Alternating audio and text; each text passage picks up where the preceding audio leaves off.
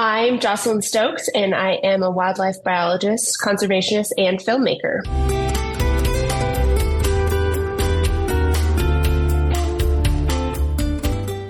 Hello, I'm Chris Stafford, and this is AART, the podcast where we get up close and personal as we get to know women from around the world of visual arts.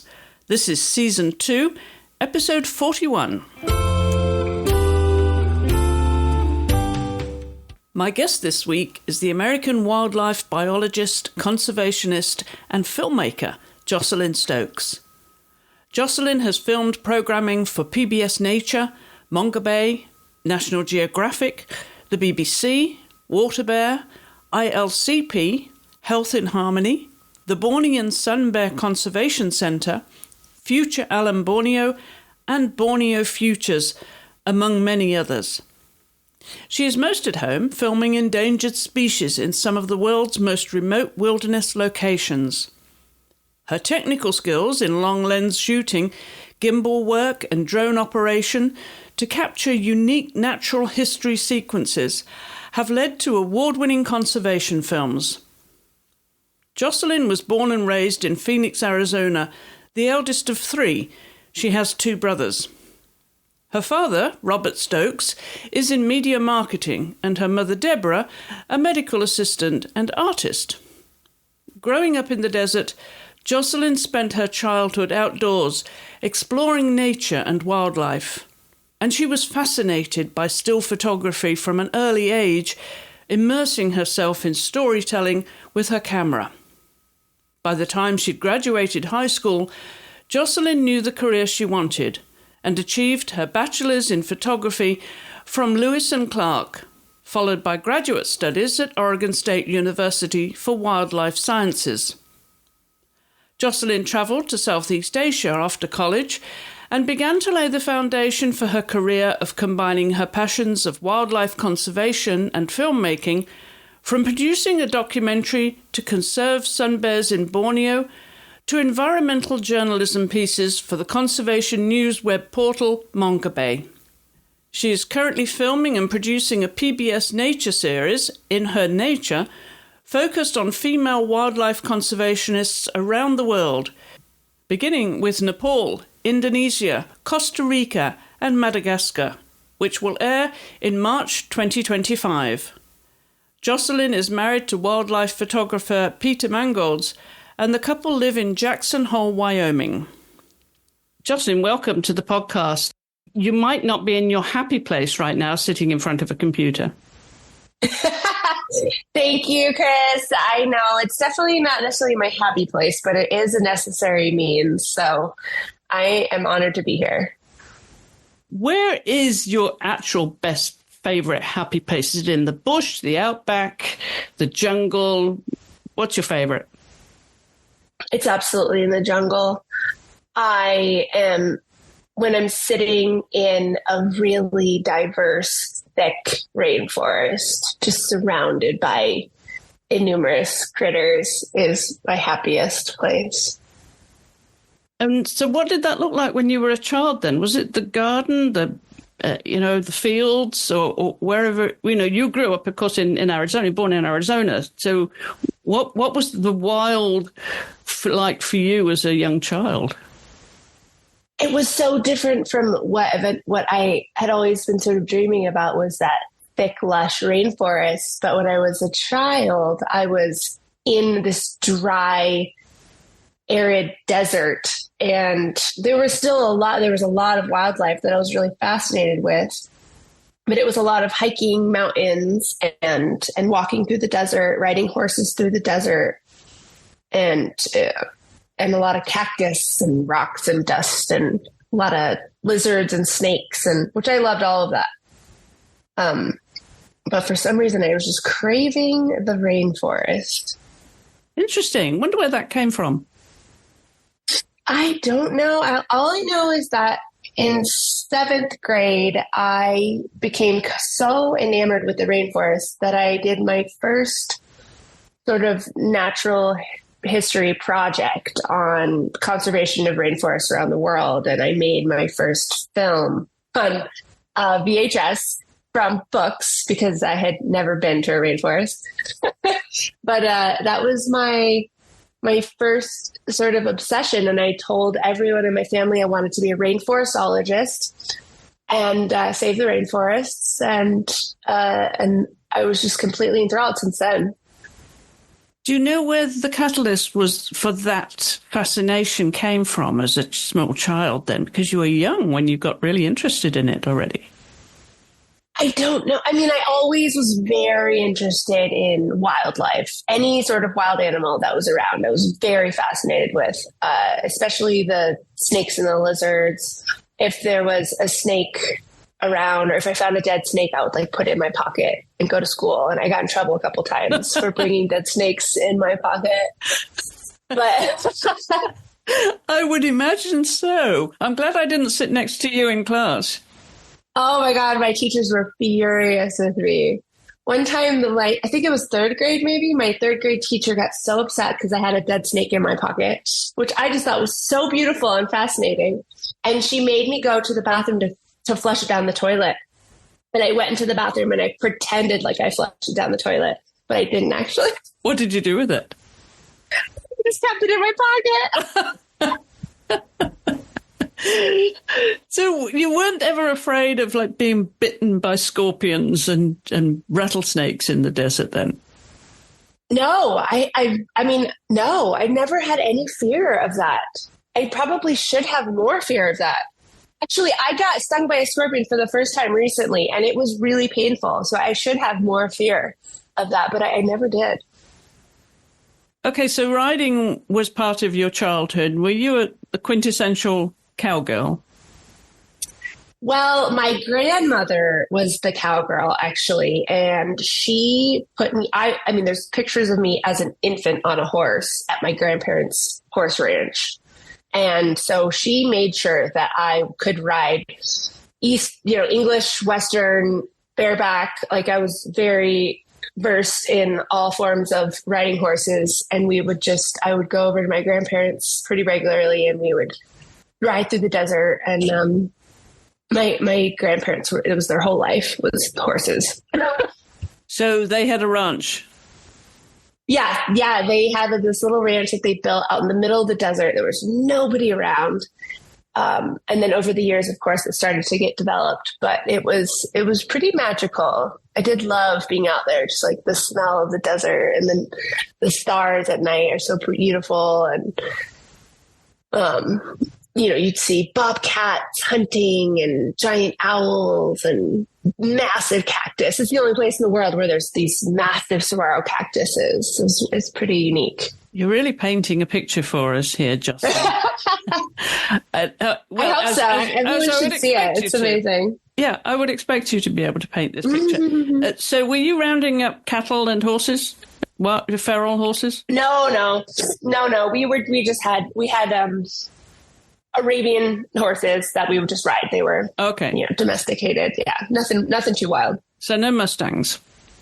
But now that I'm living I'm in Wyoming and Idaho, and we do have wild Mustangs out here. And so I remember telling my grandfather that I actually had found the real Wild West, and he had some strong feelings about that. It sounds like childhood was a really happy, really happy years for you. With being able to go out with the animals and explore the wildlife and things like that. So were you mostly that outdoor child then? Did you resent being indoors? Yeah, I spent most of my time outside. I was like usually half naked, running around outside, digging in the dirt somewhere, climbing a tree or something. Right. But I'm wondering, though, when we do explore as children, we know no fear. Right. As you say, totally fearless. But did you have any incidents, shall we say, any unfortunate encounters? Nothing too traumatic. I did sit on a couple of cactuses. That was very uncomfortable. Ouch. And embarrassing. But no, nothing too traumatizing. So what about school then? When you had to discipline yourself and be indoors, what kind of subjects were appealing to you? So I was awful at school. I was in all of the gifted programs, but I could not sit still. And so that was problematic for a lot of the teachers. So a lot of times, honestly, through my, at least high school, they would just say, get out, like just you're disrupting the class, just get out. And so I would just leave and I would go to the dark room. And luckily we had a dark room on campus. And so I would just go and spend my classroom hours working on my photography in the dark room. When did you first start using a camera then? Did your parents buy you one when you were young? Oh, yes. Oh, yeah. I had this cute little pink 35 millimeter camera that I took. I think I was 8 when I got that. And so I would take that with me to summer camp and out with my friends, and I would take photos. I loved that. And then in, I think, junior high or high school, my dad got me an SLR 35 millimeter camera, and I could not put that thing down. I was completely obsessed. It's all I did. All my friends knew me for just literally just making them take photos with me and running around, and I had all sorts of ideas, and I was like producing little photo shoots with my friends in the desert. Did you say a pink camera, Jocelyn? Oh, yes, it was pink. I can't imagine there's a pink camera in your life now. I wish I had a pink camera. Red doesn't make pink cameras, but I'm going to talk to them about this because that would be really neat. I would love that. Well, you grew up in Arizona, as we said. Your parents, Deborah and Robert Stokes, your mum was a painter and a medical assistant, so you've got art in the family, and your dad was in media and marketing. So did either of them have a photographic interest? A little bit. My dad did, definitely. And I think he was the one that, I would go and steal his camera. And he eventually got me my own because he didn't want me to be stealing his all the time. So yeah, it was definitely, but my dad also was very sculptural. He would like build sculptures, and they both came from a very artistic sort of background, and then sort of tried to fit into society somehow, I think. And what kind of things do you think you learnt from them that you now that are helping you with your career and your values, really? I mean, we bring those with us too. My parents were always so supportive of me following my dreams, whether or not it was, the quote unquote responsible or smart dream. It was, if that's really where your passion lies, do it and be weird and be yourself. And that's totally okay. And so I felt really encouraged to be able to do what I wanted to do, even if it wasn't, the always like the smartest path in terms of, maybe like job security or, economic logistics or things like that. They were just really allowed me to explore. And you have 2 brothers, Eli and Sean. Where do you fit in? I'm the oldest. I'm the bossy older sister. How did you get along with them then? Oh, I love my brothers. I was always the boss, and they did what I wanted. And I definitely was always sort of getting in trouble. And then sometimes my baby brother, who's 10 years younger than me, he would tell me to not do things because they weren't safe. And sometimes I think I would listen to him. He would... If you can imagine a 10-year-old bossy little girl, like with a 2-year-old being like, Jocelyn, you probably shouldn't do that. You probably shouldn't jump off the trampoline into the pool. You're going to hurt yourself. So did you drag them outside and build tree houses and dam rivers and streams and things like that? Oh, yeah. Yeah, I had them do everything. They were definitely, I probably treated them more like my toys than siblings, but we had a good time. So do you think, being the older sister, Jocelyn, that it gave you, confidence from a young age to be the explorer? Yes, I think so. I think that I didn't really feel like there was a lot of restrictions. So there was a lot of, at least a sense of freedom. What's the name of your middle school and high school? Because we do like to give a plug out for, because somebody might be listening that actually went to school with you and said, oh, yes, she was absolutely like that. Oh, my gosh. So Madison number 1 and Sunny Slope High School. Where was the nearby town in Arizona? In Phoenix, Arizona. And were you a very sociable child? Did you make friends easily? Yes, I always had a lot of really great friends, and they ended up, they were usually sort of wilder, not in a terrible way, but just a lot of energy. My friends had a lot of energy. Would they say that about you? Probably. I think so. We were pretty wild. We were in a good, and I think in a pretty harmless way, but we were always sort of up to some sort of mischief and a lot of energy. Were you sporty? Yeah, I played softball, which I really enjoyed. A lot of my friends were on the team. Actually, my best friend at the time, who's also still my best friend, she was the pitcher and I was the catcher. And she did break my nose at one point. But we had a lot of fun playing softball together. And then in high school, I was a diver. And I was on varsity dive for all 4 years, year round almost. What's the name of your best friend that you're still in touch with then? Jessica. Where's Jessica now? She is in California, Sacramento. What did she become?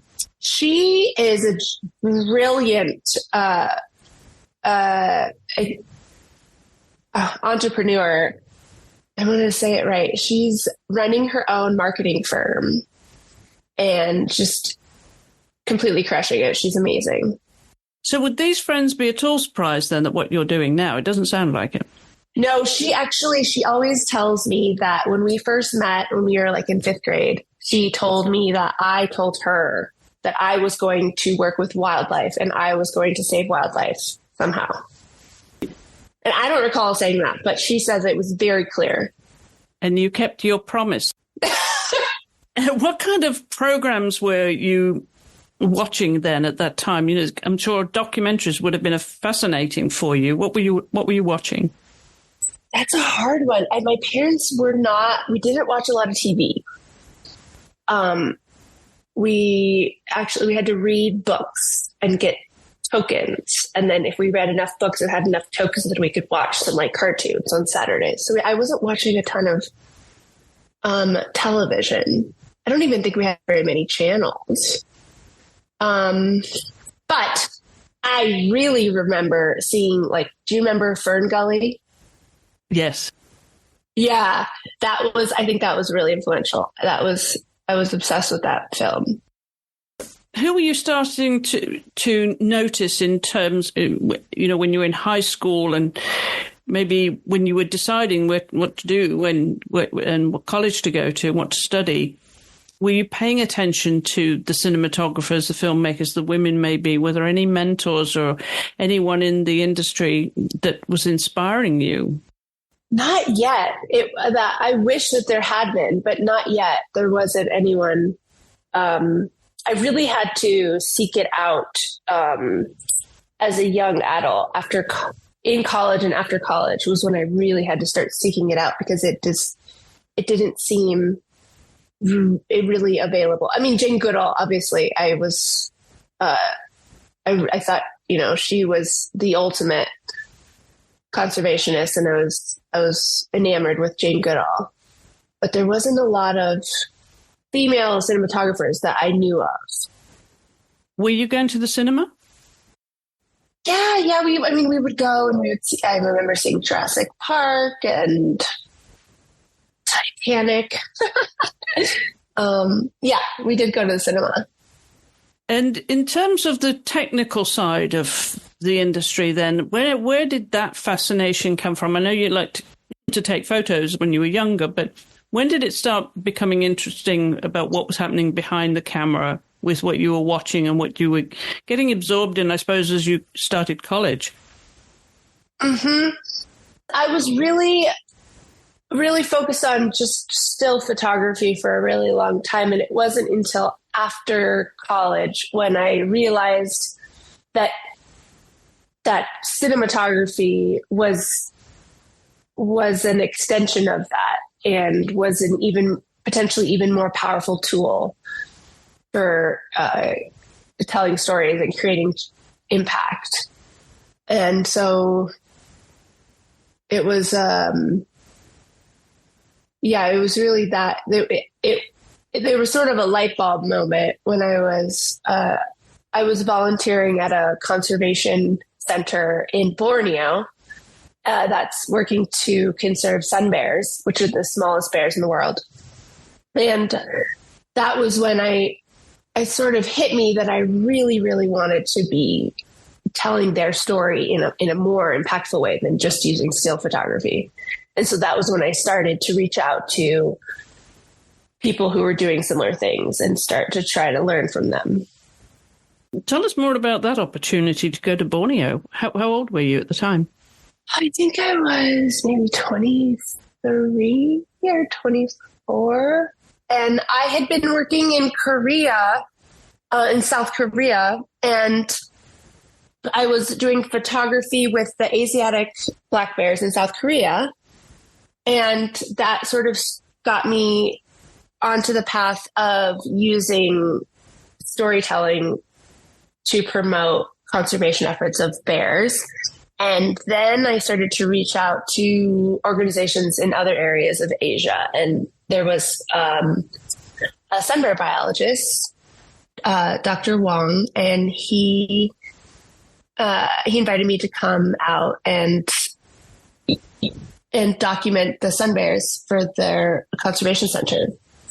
And so I spent a month out with the bears in Borneo, and that was life-changing. In what way? It was the moment when I realized that was what I really wanted to completely focus on doing, was to become someone who could document them and share their story in a way that would actually make an impact and help to protect these bears that the world doesn't really know about, but they are disappearing and really threatened with a lot of plight. And so I just realized that most people don't know about them. And so if they don't know about them, how are they going to protect them? And so I wanted to be a part of that effort to share their story. And then I decided to go back to graduate school and study wildlife science so that I could have a better understanding of wildlife behavior and be able to document them really in a more responsible and comprehensive way. So that was during your gap year then, when you went to South Korea and Borneo, was it? Yes. So I want to rewind a bit, because you traveled so extensively doing what you're doing now, Jocelyn, but when did the traveling begin? Do you remember your first trips? Were they family vacations? And I'm also curious about when if these were actually your first professional, if you will, trips, or those that would, form the foundation of your career. Yeah, well, my folks didn't do a lot of traveling. We did a couple of trips to Mexico, but it was pretty light. We did. My mom took me to Alaska when I was a young teenager, and we spent time fly fishing, and we had some really neat interactions with grizzly bears, and so that was probably really influential as well. Even though I might not have known it at the time. And then when I was in my undergraduate program, I started to learn about these overseas international studies programs. And usually people do that in their junior year, senior year. But I was so eager to do that I convinced them to let me go in my sophomore year. And so I went and studied abroad for 6 months in Australia. And we studied a lot of different anthropology. So we spent time with the indigenous tribes. And then we also studied a lot of ecology. And so I did So we spent time on the Great Barrier Reef, documenting different things there, and then studying wildlife behavior with kangaroos, and we did some entomology in the rainforest there. And I think that was when everything sort of came together in terms of I realized how important it was for me to be able to be studying ecology and wildlife. But then you decided that you wanted to document this and become a cinematographer. So how did that overlap then? And were you finding that you could combine those already in the study programs? You could actually start to put together some films yourself? No, actually, I found a program where I learned a little bit about documentary filmmaking. It was in Oregon, and it was just a sort of it was like a certificate kind of program. It wasn't a big formal, like, university or anything. And that was great. And that really taught me some things. And then I sort of took it on to my own sort of learning. And I got the equipment and just basically went back to Borneo. And while I was documenting the sun bear's behavior for my post-baccalaureate studies, I started to document them as well. And so I was sort of doing a simultaneous filming and research project. I was creating a library of behavior that had never been documented before. And so then I was able to contribute to the conservation plan for the sun bears through that library of behavior. So when did production really start in earnest then? You were actually doing full production? Yeah, so then things started to sort of snowball because I spent so much time in Borneo that I started to sort of learn the language, and I started to meet other nonprofit organizations and also agencies in Malaysia and Indonesia that were interested in having films made for their initiatives. And so then I started to work for them and had a really special project working with Health and Harmony in Sarawak, Borneo, in the Indonesian part of Borneo.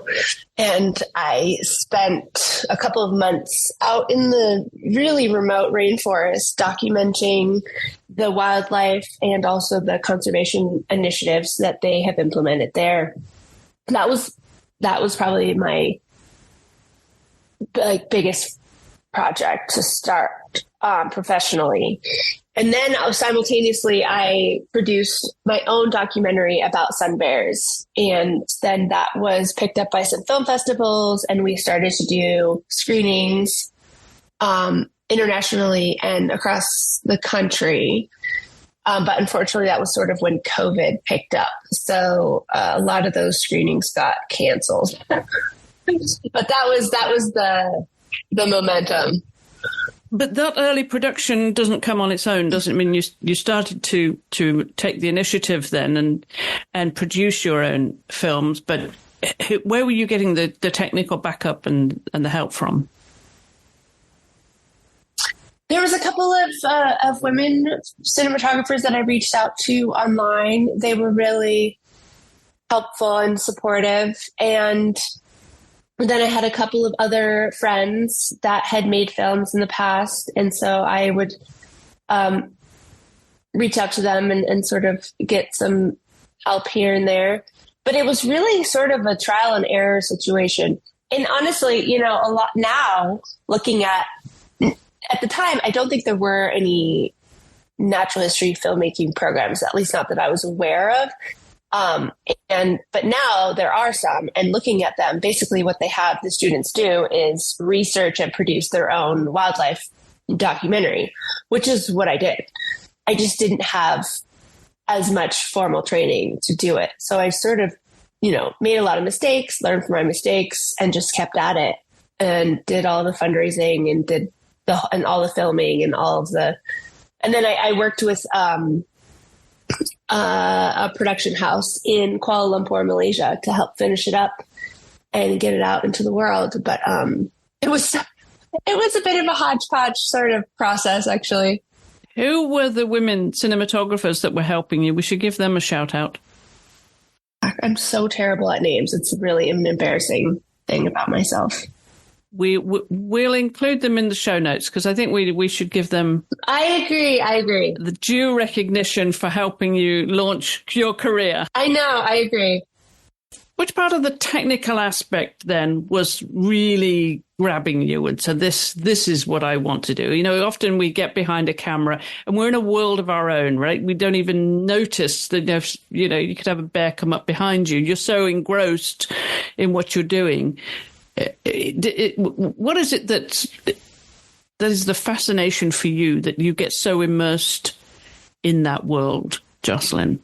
It's really, honestly, it's the behavior. It's wildlife behavior that is so mesmerizing to me. Watching an animal, you know, traverse through the canopy or hunt or forage or maybe be building something, like, and that behavior is so fascinating to me.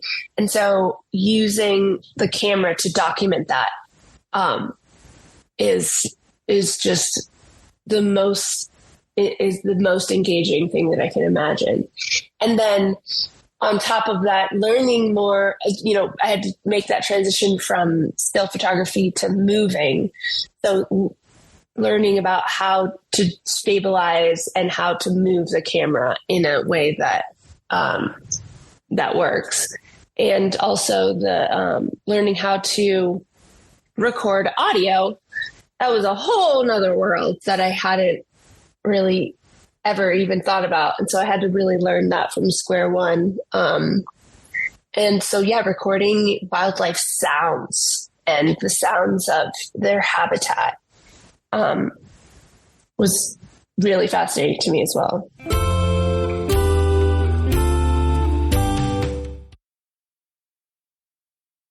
So would that be then the observing the wildlife behavior? Would that be the favorite part of the process, or does it come with it on the technical side or in the edit suite? What is it that you really hone in on the favorite of the whole of the production process? I love the tech.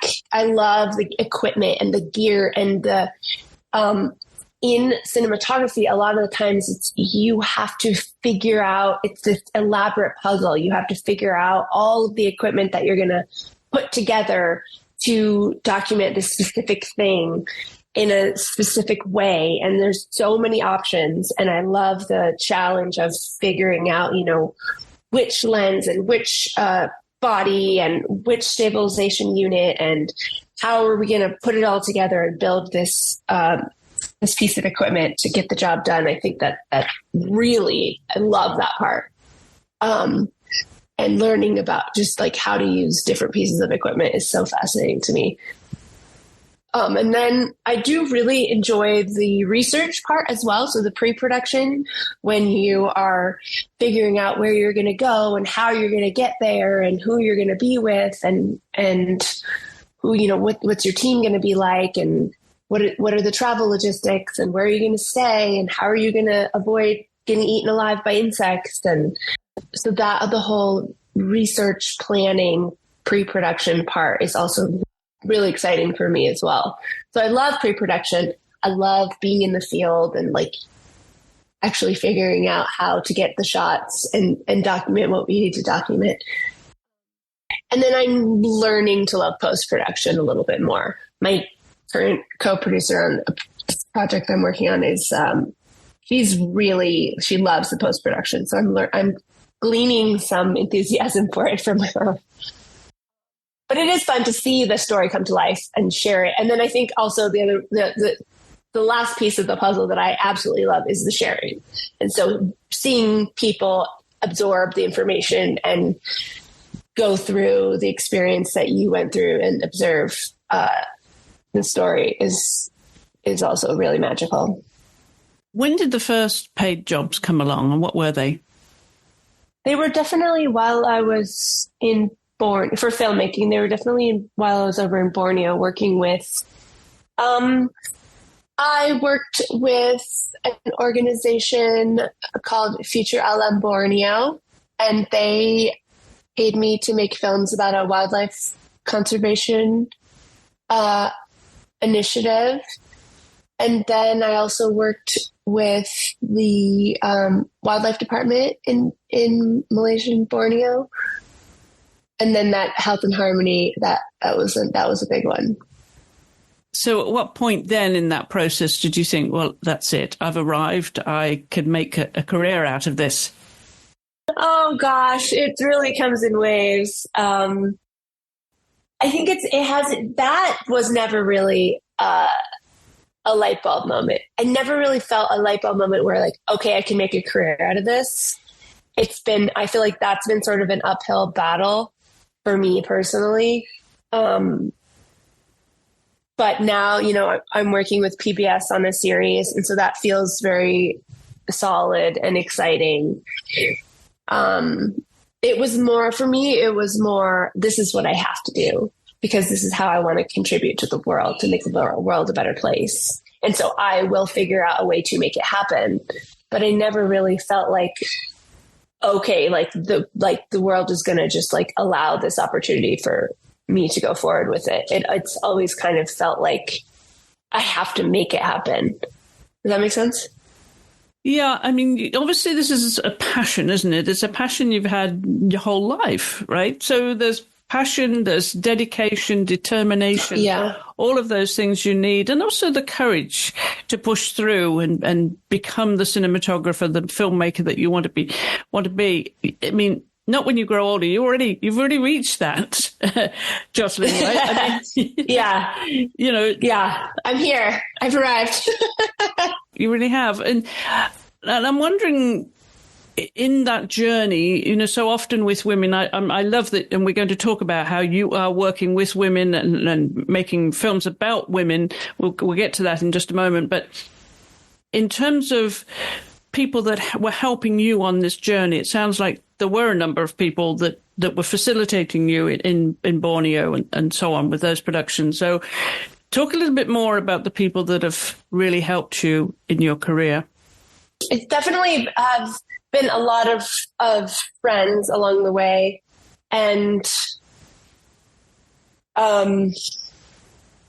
there were a lot of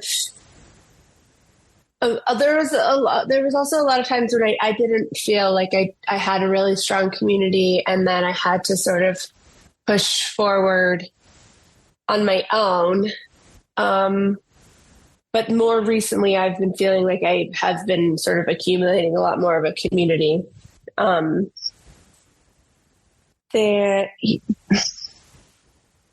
want like names of people? Well, we always like to, give a shout out to people that, that, and especially the women. And, as I wanted to come to that, because we'll come back to you for names and we'll put them in the show notes when it comes to you. But let's talk about this production right now that you're involved with, Her Wildlife, because that is by women, for women, about women. Tell us more about it. So this was a project that I had been dreaming about for a long time. When I was working with Health and Harmony, which is an incredible organization that I really encourage everyone to become familiar with. They are doing actual rainforest conservation that's critically needed. And so when I was working with them, I started to see how impactful the women in that organization were. That was the woman who founded it. It was the women who was directing the conservation work on the ground. There were women who were leading the community on the ground. And I didn't necessarily feel like there was enough of a platform for them to show how influential their work was. And so I always was thinking, oh my gosh, wouldn't this be an amazing project to really focus on these women that are doing such incredible work? And so I started to sort of research more and more women around the world that were doing all sorts of incredible wildlife conservation work. And then I was working on a film project in Tanzania for an organization there. And a woman who I had become friends with, Susan Wood, she was really encouraging me to go off and make that dream project. She said, "What would be your dream film project?" And I said, "Well, I really want to focus on, I want to talk about women who are working around the world to save the wildlife." And she said, "Well, why don't we do that?" And I said, okay, let's do that then. And so she sort of helped me launch that. And then I very quickly realized that I was going to need a powerhouse of a team. And I had always sort of had a bit of a career crush on this woman named Katie Schuler. And I had seen her film on pangolins, and I was just enamored. I thought she was just absolutely incredible. And so I reached out. Actually, we were both on a panel for RED, and it was a panel for women in wildlife conservation filmmaking. And so I thought, okay, that's my opportunity. And so I reached out to her and I said, "Hey, Katie, I absolutely love your work. You're amazing. What do you think about making a film about women in conservation around the world? And we can just have all women team and we go out and we film these ladies." And she said, "Heck yeah, that sounds amazing. Let's do it." And so she's been my sort of ride or die through all of this. And we have slowly accrued an incredible team of women for shooting. We've gone out and filmed with the all women crew, and now we're in post-production for season 1, and it's all women editors, women composers, women sound designers, women colorists. It's just the whole thing. And which is, I think, really unique. And a lot of people maybe talk about doing that, but actually doing it is another thing. So that's been fantastic. But the series is called In Her Nature, and we are lucky enough to have it be greenlit by PBS Nature. And so it should be released in March, Women's Month, coming up soon. And we also were really lucky enough to join forces with another organization called Wings that is promoting women on the frontiers of conservation research and exploration around the world. And we've also been collaborating with ILCP, International League of Conservation Photography, and they've been really supportive as well. So it's really a collaborative effort. And there's this really neat organization that's been growing, or I guess, I don't know if it's an organization, it's more of a community, but Wildlife Camera Women. And we've definitely been growing a network of ladies in there as well. And that's how we've been sort of growing our team as well. Have you noticed a difference between working with an all-female crew as opposed to men? Yes. And I feel a little, I don't know, self-conscious about saying it, because I know that there are so many men that are very supportive and very inclusive and wonderful to work with. And working with an all-female crew has been so powerful. And I think a lot of the women that we've been working with would say the same. It is so supportive. And we really feel like our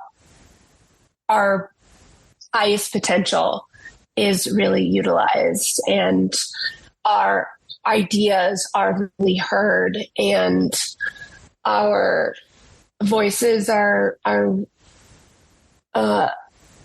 highlighted. And it's been, unfortunately, in my experience working with a lot of men, it has been challenging to really feel fully seen and heard.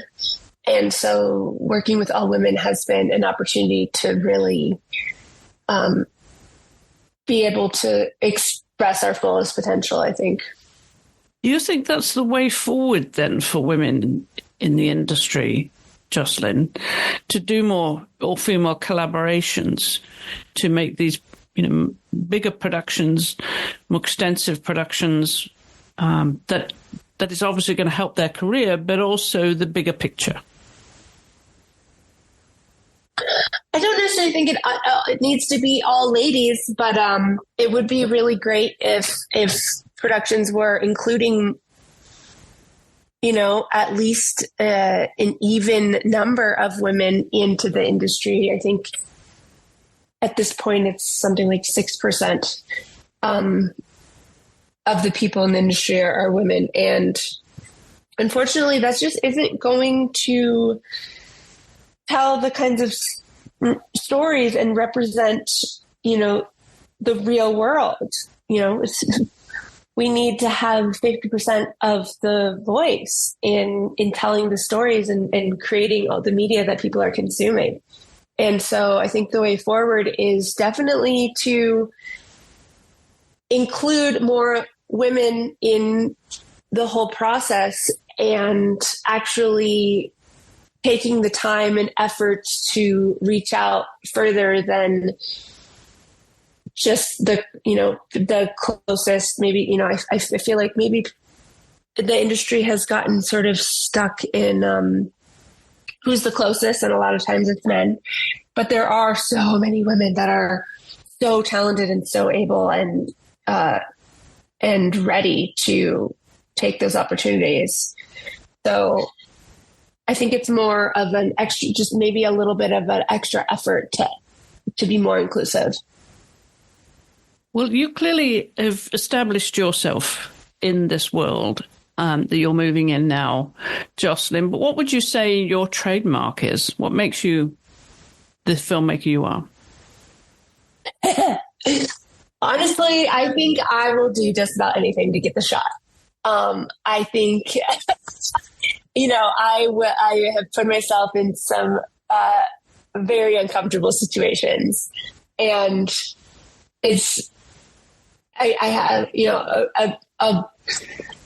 I think a pretty healthy obsession with wildlife and documenting wildlife. And so I will be happy to put myself in almost any situation to get the shot. And so I think that level of determination is really what gets amazing natural history. And then also just, I think that at the end of the day, a lot of times it's hard. It's a really hard industry to be in, and especially producing and filming and being a camera operator is physically demanding. And I think that having the ability to see the bigger picture and see that it isn't really about me. It's about the biosphere. It's about creating these opportunities to showcase and protect wildlife around the world is so much bigger than me. And so remembering that bigger picture is what really at the end of the day helps me just keep going, even though it can be really challenging. What's your parents' reaction to this? I'm sure there's no surprises that you're doing what you're doing. Oh my gosh. I think at first they thought I was totally nuts. I think most of my friends thought I was kind of nuts. Especially when I was filming the Sun Bear. So most of my friends at that point were sort of, getting married and starting families. And I was off living in the jungle by myself, filming bears every day for a year. And So I think people were really wondering what the heck I was thinking I was doing. And my parents, I think they were concerned that, I wasn't always in the safest place and traveling a lot. And so, yeah, I think they were rightfully so pretty concerned at the beginning. But now they are absolutely thrilled and so supportive. And I think they think it's incredible. And they're our biggest supporters. I could literally, anything, if I ever need their help with anything, they would drop everything and help. Well, we mentioned earlier that your mum, Deborah, is a painter. Tell us more about that. Does she paint wildlife? She does a lot of nature-inspired, sort of more abstract paintings. Yeah. Do you follow that interest at all? I mean, would you like to paint if you had time? Oh my God, I love painting. Do you? Yes, yeah. I do. I love painting. I'm not really doing it now, but I did a lot a while back, and I do really enjoy painting. I would love to do more of that in the future. Yeah. Are they animals? I would love to. Yeah, that would be amazing. I mean, I feel like I have an embarrassment of riches of content that I could potentially be painting from. And what medium are you working in then when you paint? Oh gosh, I was using, I've done colored ink. I really enjoyed doing that. And acrylic, watercolor. I'd love to get into oil at some point. I think that'd be fun. And does it always have to be wildlife as your subject? Probably. Yeah, probably. I'm good at landscapes, to be honest. I've tried landscape photography. I'm not good at that. So yeah, it probably does have to be wildlife. What do you think your teachers might say about you now and the journey that you've taken? I would hope that they would be really thrilled that I think that they influence someone who is really excited about going out into the world and helping to make positive change. I think that maybe some of them would say, oh, okay, well, maybe she actually figured out a way to focus some of her energy to be more productive, which was good. And yeah, I'm just imagining like my high school photography teacher. I think she'd be thrilled. My college photography professor, I think he would also be absolutely thrilled. He gave me a hard time. He really pushed me to be more impact focused than just, look at these pretty pictures. It was like, okay, but what's the purpose? Yeah. So I think that he would be thrilled that I was actually creating impactful media. Well, fast forward to today, you're a newly minted wife. What does your husband Peter do? So yeah, I just got married for 2 whole months. It's fabulous. And my husband Peter, he is also obsessed with wildlife and has been for a while. He was a ranger in Yellowstone National Park for a long time, working in bear management. And he became really well known for his wildlife photography. And now he is a naturalist guide in the parks, which is something I also do when I'm not working on films. And then he recently joined the fire department in Jackson, Wyoming. So he's a multi-passionate person as well, but we spend a lot of time. And how did you guys meet? Oh, well, actually we met while we were both working as guides in the national park. So we will take people out into Grand Teton National Park and Yellowstone National Park and track and observe wildlife and as naturalists. And so we were both doing that, and we really didn't talk for a couple of months, even though we were colleagues. And then towards the end of the season, he asked me to go out with him to photograph the moose shed. So the in the fall, the moose will start shedding the velvet off of their antlers. And it's this really exciting time. So that was our first date. We were like knee deep in mud, tracking bull moose, swapping lenses. We were both shooting Canon, and and that was pretty much it. What about the proposal, though? Was that a very romantic setting? Oh, yes, it was really special. So I was filming, working with Wildlife Protection Solutions, and we were in Madagascar filming critically endangered lemurs. And at the end of the trip, it just happened to be just about Christmas time. So he came out to meet with me after I was finished working on that project. And we were out trekking in this gorgeous virgin rainforest. And there was Indri singing in the trees, the largest lemurs.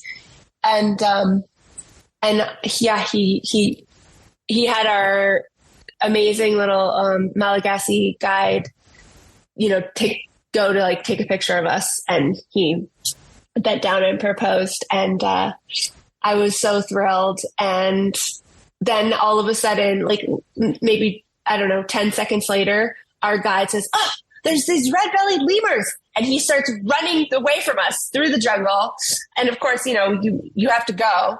So we were running through the jungle. I was tripping over roots and branches, trying to conceptualize what just happened, and looking at the ring on my finger. And then we were out in the jungle photographing lemurs again. And I looked down, and there was even a leech on my ring. So it was a wonderful experience for us. And the wedding? And then we got married out here in Jackson Hole, in the National Forest in front of the Tetons. It was a really beautiful, sunny, windy day. And it was magnificent. The mountains were perfect. And everyone wore cowboy boots and Stetsons. And it was a great time. It seems, I think, professionally now, you are working towards, shall we say, establishing yourself as the David Attenborough, the American version of David Attenborough. Yes, please. Yes. Absolutely. Because that role had probably not been filled here in the States quite yet. Yeah, and it should definitely be a woman. Well, I quite agree.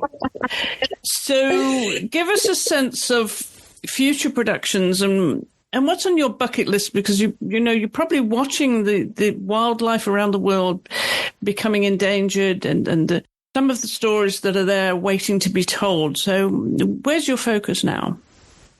Yes, there's so many amazing stories and so many incredible initiatives that I really want to highlight. And the ultimate goal with my films as a conservationist filmmaker is to create an impact campaign with the films. So providing the organizations and people who are working to protect the animals with a tool that they can use to get more support for their work. And so we're finishing up season 1 of this In Her Nature series, and then we want to launch season 2. There's a woman biologist working with gorillas in Uganda. There is an Indian biologist working with otters in Uganda as well. There are a couple of ladies working with jaguars in Brazil. The list is long, but yeah, we definitely want to keep going, and we're so open and interested to hear more. So if people feel like they want to share stories with us, please feel free to reach out. So if you have time to go to the cinema now, what do you watch? Oh, I love the film festivals. Whenever we have any film festivals that come through, I'll go to those. I saw a film recently in our local little theater, The Fire of Love, which was just fabulous. So, a little document. I love more unique sort of documentaries about the natural world. And looking back at your really short career, but a very packed career so far. I'm wondering what you would consider would have been the milestones, the turning points that have brought you to where you are today. I love that question. Yeah, well, definitely working with sun bears in Borneo.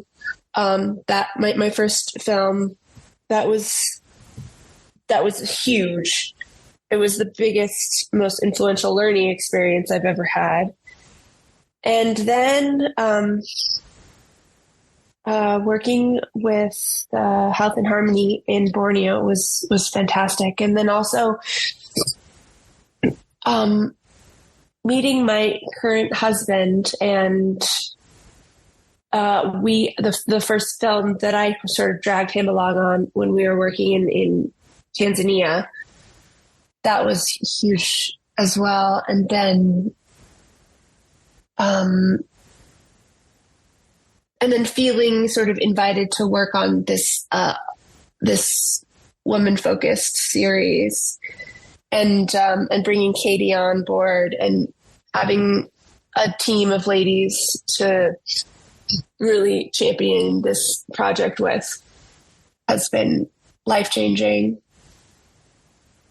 And I really just think this is just the beginning. So we're just getting started. There's a lot more going on. But I think I know you're looking for some names. There's Anton and Lynn in Sabah, Borneo, were really supportive of this sort of path and journey for me. And my folks, of course, and my friends have just been with me through thick and thin.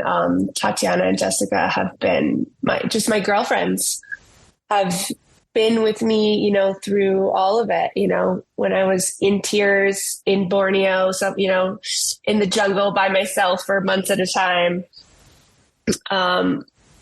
They were just always so supportive. It seems, though, just listening to your story today, Jocelyn, that your career path has not been paved, but it's been well defined. So if you do look over your shoulder at all, is there anything that you might have done differently? I think that there was just a couple of moments where I might have lost focus, and I would have liked to have just stayed a little bit more focused and felt a little bit more confident. But I think there was a lot of moments where, the world is hard, and you don't always have a community that is helping you move along. So I think looking back, I would have maybe just tried to incorporate more of a community when times were really feeling bleak. But all in all, I think, all of the challenges and all of the successes have been really, have just been what they needed to be. Oh, I thought of another little milestone, actually. When my first sun bear documentary was screened in New York at the Wildlife Conservation Film Festival, and my friend Victoria came out, and we celebrated that. That was huge. That felt like I had really accomplished something. Oh, and sorry, I thought of another one. Well, I'm just wondering if you enjoyed the whole process of, the film festivals and dressing up for the occasion. Oh, absolutely. That was so fun. I love being on the stage and doing the panels and talking with the other filmmakers. And I think a lot of times, especially in our niche of the filmmaking industry, we spend so much time in solitude. And so these opportunities where we can all sort of come together and share stories and share experiences and opportunities is so invaluable. So yeah, that's actually, I think that is something that I probably could have done a lot more of, and sort of like seeking out those opportunities would have been really beneficial. So I would say is something that I would recommend, is just seeking out the film festivals and seeking out the community, because that's really where you just get that sort of that support to keep going. Well, it sounds as if, the life ahead, the journey that you've taken, the pathway that you've chosen here in your career is going to be continually fascinating and rewarding in many ways, Jocelyn. So I want to wish you the very best of luck with all of it, with all of these productions, and hopefully we see a lot of your productions at the film festivals in the future. So the very, very best of luck, and thank you for taking time to come on the podcast and share your story. Absolutely. Thank you so much. And if you'd like to watch the trailer for Jocelyn's new documentary, In Her Nature, just hop onto her website. You'll find a link in the show notes accompanying this episode, and also a link to her other work on her website and on her social media. You'll also find a link to our Instagram and our email address, so you can reach us here with any comments, questions, or suggestions for guests that you may have. We are currently working on season 3 of AART, which will kick off in the new year after our holiday break. So do drop us a line to hollowellstudios@gmail.com with any suggestions for guests for the show. And if you're listening on Apple Podcasts, well, you know what I'm going to say. Please drop us a rating, a 5-star rating, no less, and a review, because that improves our rankings on Apple Podcasts among the millions of podcasts that there are out there, and it helps others find the show. I'll be back next week when my guest will be the British seascape artist Victoria Obolensky. So I do hope you'll join me then.